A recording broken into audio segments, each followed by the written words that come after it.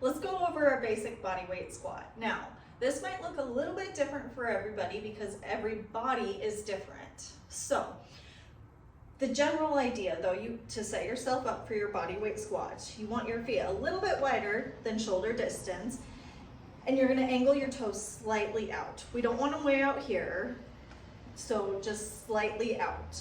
And then with your squat, you want to lead your squat with your butt, not your knees, okay? When we lead our squats with our knees, that puts a ton of pressure on our knees and we're more likely to injure ourselves. So with your squats, you want to pretend like you're sitting back in a chair. And if you need a chair or a box to help you get the movement pattern down, by all means, use it. So we want to keep that chest lifted nice and tall, and we're going to lead with our butt sitting back into our chair.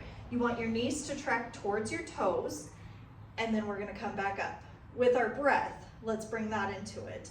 You're going to connect to that core. We're going to inhale down, exhale, you're going to push it back up. So keeping that breath connection the entire time. That way we protect our core all the way around to our lower back.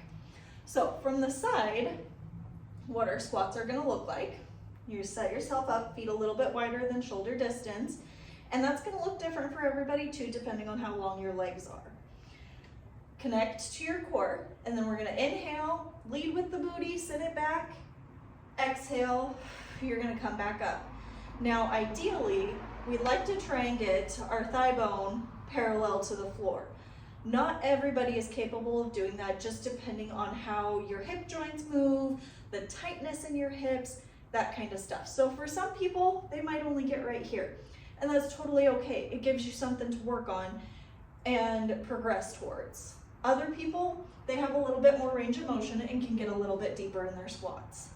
One other thing to keep in mind too is that our squats are not a hip hinge exercise.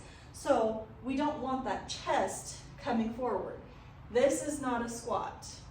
So you want to try and keep that chest lifted nice and tall. Try to keep those shoulders moving straight up and down, okay?